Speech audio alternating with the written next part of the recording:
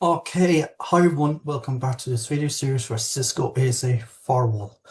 Configuring address translation. Cisco ASA supports the following 5 types of address translation, each of which is configured uniquely. Static NAT, dynamic NAT, static PAT, dynamic PAT, policy NAT, PAT, static NAT.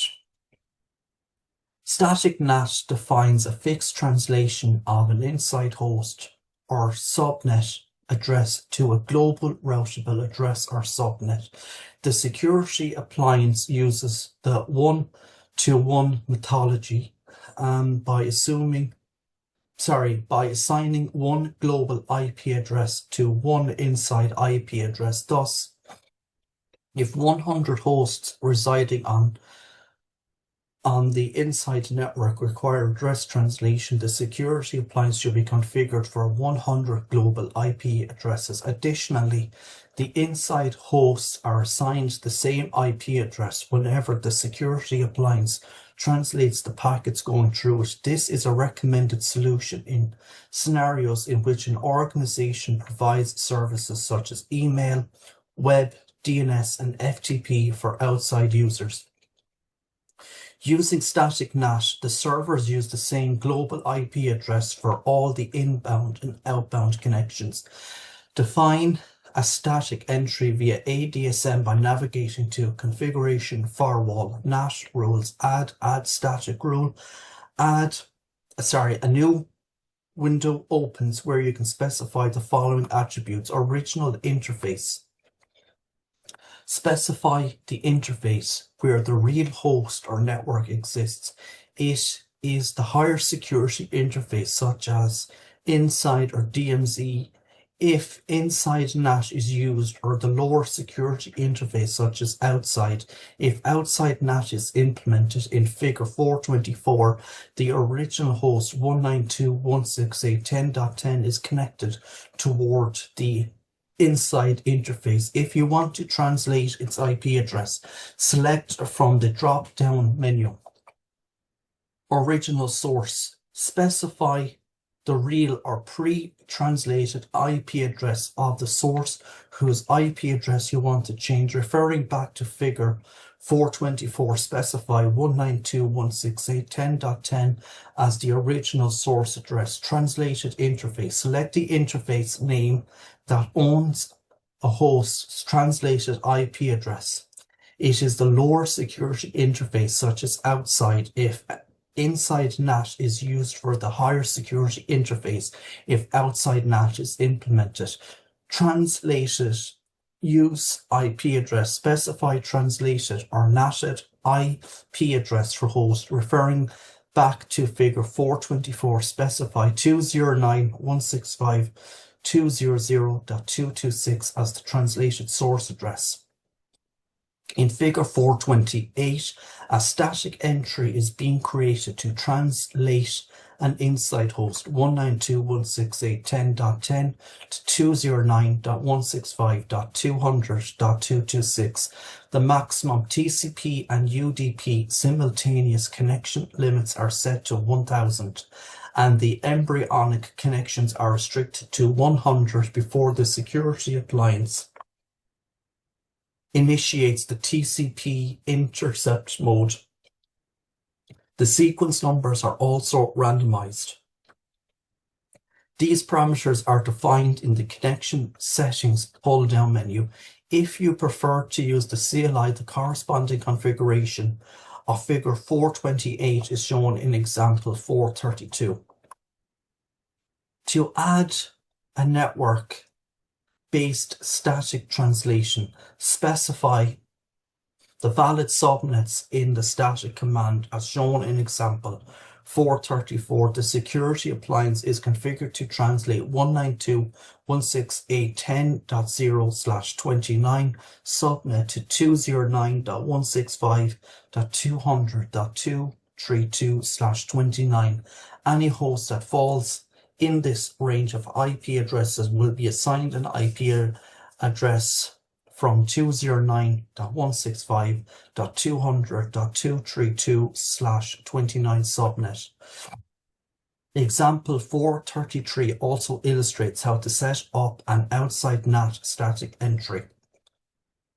An outside host 209.165.201.1 is translated to an inside address 192.168.10.100 before the packets enter the inside network. Dynamic network address translation.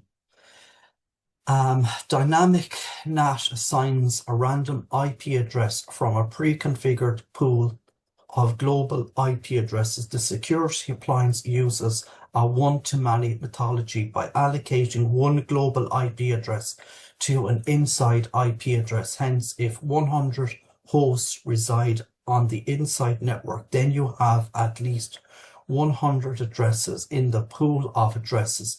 This is a recommended solution in scenarios in which an organization uses protocols that don't contain layer 4 information such as generic routing encapsulation, GRE, reliable datagram protocol, RDP, and data delivery protocol, DDP.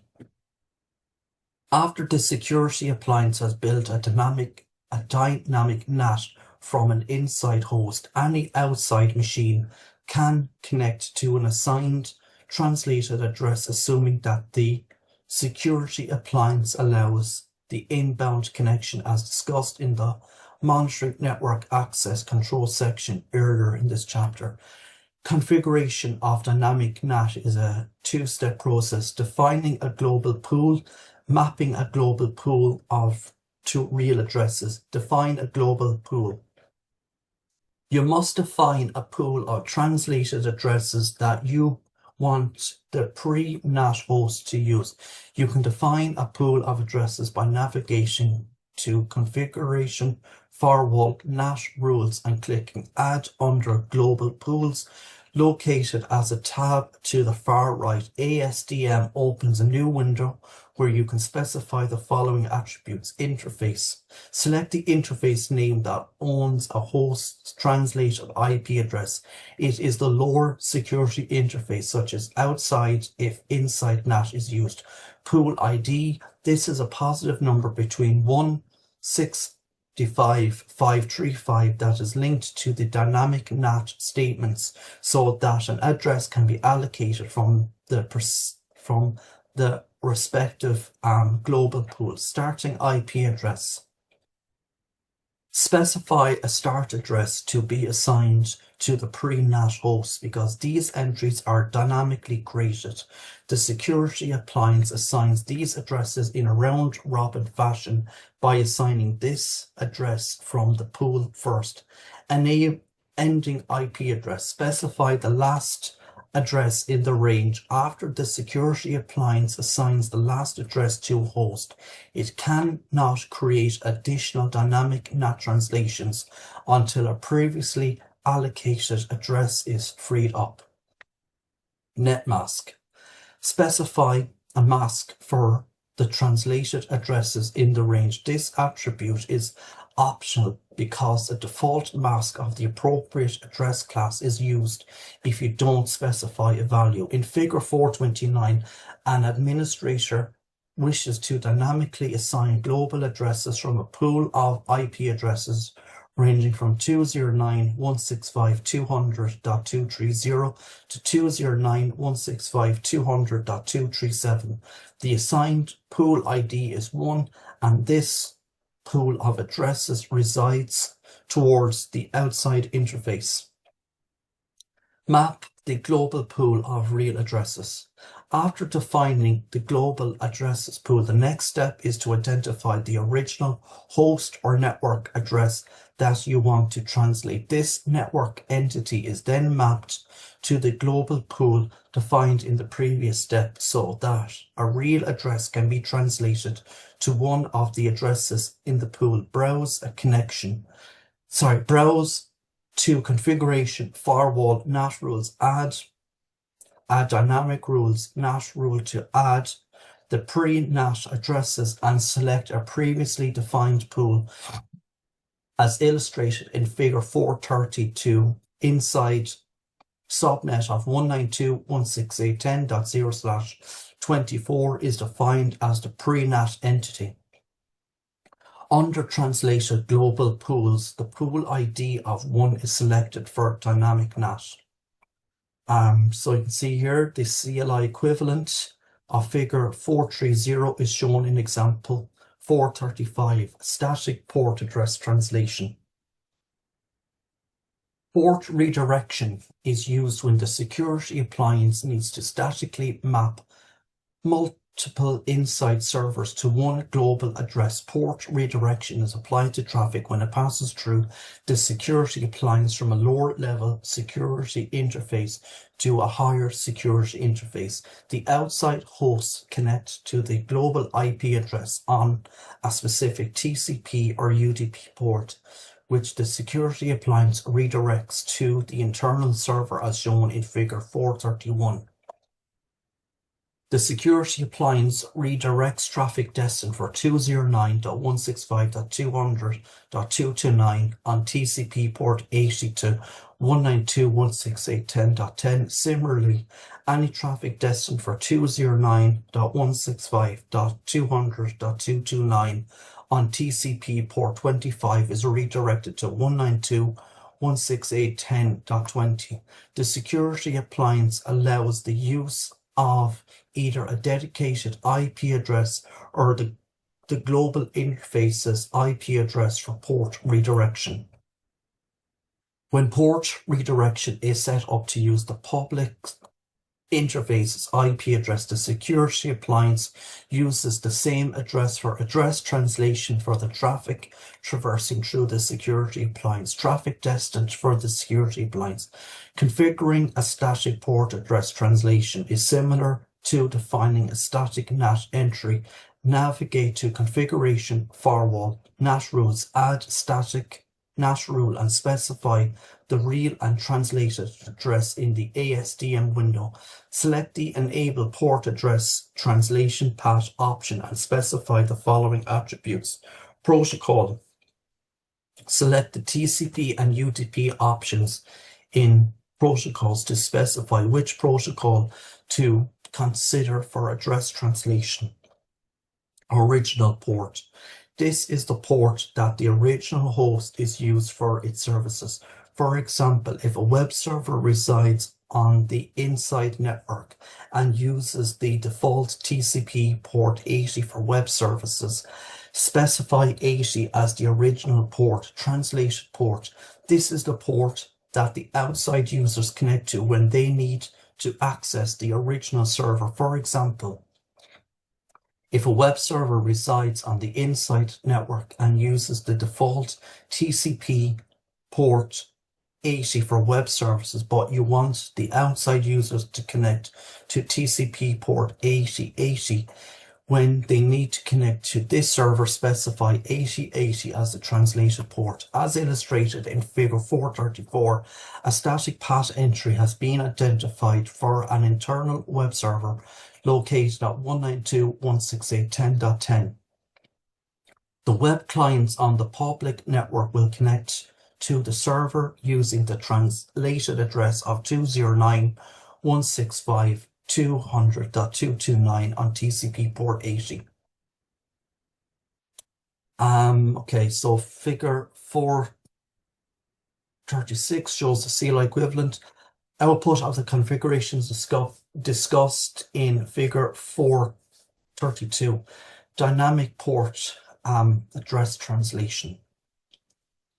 Using dynamic path, the security appliance builds the address translation table by looking at the layer 3 and layer 4 header information. It is the most commonly deployed scenario because multiple inside machines can get outside connectivity through one global IP address. In dynamic path, the security appliance uses the source IP addresses, the source ports, and the IP protocol information, TCP or UDP, to translate an inside host. As with static path, you have the option of using either a dedicated public address or the IP address of an interface for translations as shown in figure 433. Two inside machines are accessing an external web server using the IP address of the outside interface. So the security, so you can see here figure 433 dynamic path. The security appliance supports up to 65,535 path translations using a single IP address. The path address times out every 30 seconds of inactivity to accommodate as many hosts as possible. The path address timeout is non-configurable. The configuration of dynamic path is also a two-step process similar to setting up a dynamic NAT entry, defining a global path entry, mapping global pool to real addresses. Define a global path entry. You must define a public address that you want the inside machines to use for translation. You can define a public address by navigating to configuration firewall, NAT rules, clicking add under global pools and then selecting either port address translation path or port address translation path using IP address of the interface. With the port address translation path option, you can assign a dedicated address to be used by the inside hosts when they need to access resources on the public network. However, the port address translation path using IP address of the interface option uses the IP address of the selected interface for translating inside hosts. Both options analyze the layer 4 header information within the data packets for creating new translations. Map global path entry to real addresses. After defining the global path entry, you must identify the original host or network address that you want to translate, similar to what you would do with dynamic NAT. Example 437 shows a security appliance set up to translate the inside network 192.168.10.0/24 by allocating addresses from the 209.168.200.230, 209.165.200.237 range. It is also using the IP address on the outside interface 209.165.200.225. So policy NATPAT. Policy NATPAT translates the IP address of the packets passing through the security appliance only if those packets match a defined criteria of policy. You define the policy by identifying interesting traffic through the use of ACLs. If traffic matches against the defined entries in the ACL, then the original source or destination address can be translated to a different address. As illustrated in figure 435, an administrator has defined a policy to translate the source IP address to 209.165.200.226 if the packets originate from 192.168.10.10 and are destined for 209.165.201.1. Similarly, if the packets are sourced from 192.168.10.10 and destined for a different address, say 209.165.201.2, the security appliance changes the source IP address to 209.165.200.227. With ASDN, you can set up policy NATPAT for both static and dynamic address translation by navigating to configuration, firewall, NAT rules, add, and then selecting either add static policy NAT rule or add dynamic policy NAT rule respectively. In figure 436, a static policy NAT is being set up to translate the source address from 192.168.10.10 to 209.165.200.226 if the destination address is 209.165.201.1. Example 438 shows the configuration of a static policy NAT, where two ACLs are defined to identify the traffic coming from 192.168.10.10 and are destined for 209.165.201.1 and 209.165.201.2. The ACLs are then mapped to the static commands to change the source address to 209.165.200.226 if the destination is 209.165.201.1 and change the source address to 209.165.200.227 if the destination is 209.165.201.2. So I'm see here, figure 436, policy-based static NAT. Bypassing address translation. In many scenarios, you want to bypass address translation so that the security appliance does not change the source or the destination address. You may want to bypass address translation if you already have an address translated defined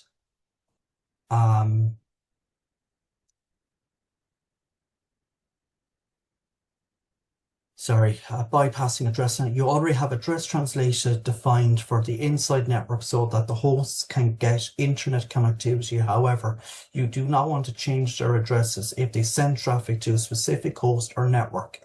You have a NAT control feature turned on, but you do not want to translate hosts on a DMZ or any other interface. Identify NAT. Identify NAT preserves the source IP address as it traverses from a higher to a lower security level interface. Even though the security appliance translates the real address to the same address, in theory it is bypassing address translation by keeping the source address intact. For example, if you want your network to keep the same source address when it sends traffic through the security appliances, you can identify NAT. With identify NAT, hosts located on the other interfaces such as DMZ or outside cannot initiate traffic unless an entry already exists in the translation table. If you use ASDN, you can define NAT. You can identify NAT by browsing to configuration, firewall, NAT rules, add a dynamic NAT rule, and then mapping the specified network to a pool with an ID range of 0 in figure 437. An inside network of 192.168.20.0/24 is defined to bypass address translation for all outbound traffic.